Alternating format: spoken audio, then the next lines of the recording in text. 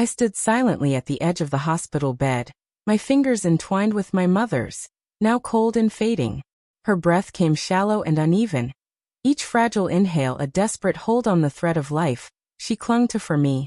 I had begged my wife to come, pleaded with her over and over, but she didn't even glance up from her laptop. "Just get an Uber," she sighed, dismissive and indifferent.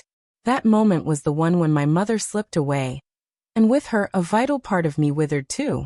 We had been married for 10 years. 10 years of building a life together, or so I believed. I took care of the logistics, she managed the clients. Our consulting firm bore both our names, a symbol of our intertwined dreams.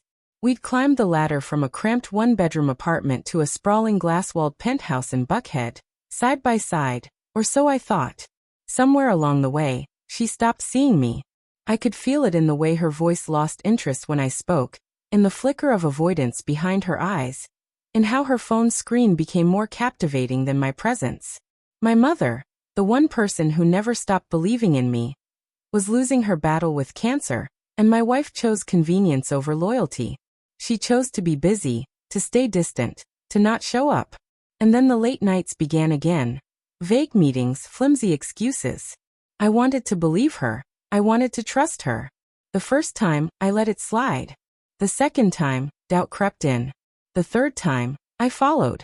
A sleek silver Audi slipped silently into a boutique hotel garage. I watched from across the street, heart still, as she stepped out laughing. Heels clicking, hair tossed back as if she were young and carefree again. But that smile wasn't meant for me. He was a type I knew well. Sharp suit, confident smirk, a polished world of finance. I didn't react then, only snapped a photo and drove home numb. That night, I opened her laptop. Chrome's autofill betrayed her further. Bank accounts I'd never known. Transfers siphoning money from our business. A calculated drain as if she were preparing to vanish. This was no mere infidelity. It was betrayal piled upon theft, a deliberate dismantling of everything we built. I said nothing.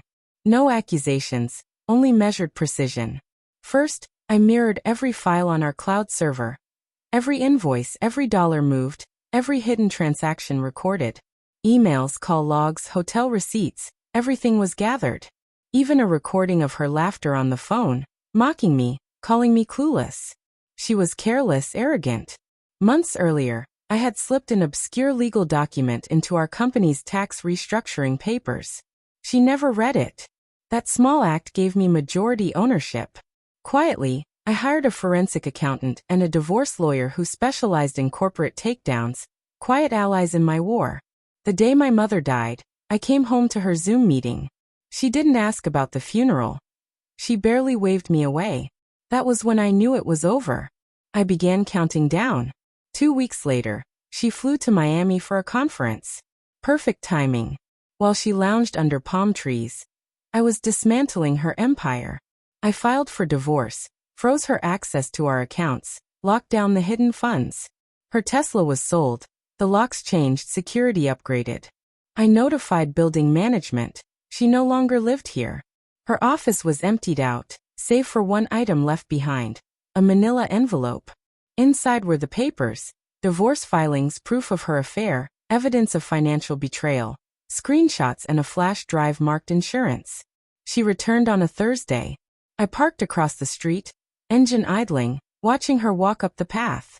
She punched in the code denied. Buzzed me, but I didn't answer. She tried the back, the basement deadbolt locked tight. Then she saw it, the envelope resting just inside the glass door.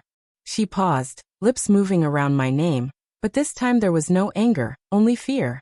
She sat on the patio, hands trembling, reading everything laid bare.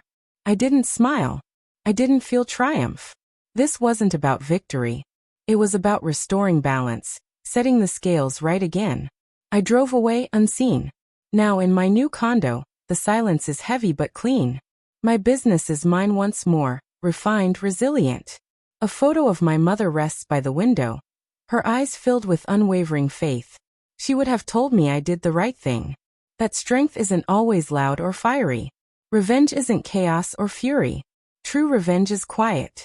It's the final, deliberate punctuation at the end of a sentence someone else tried to write for you.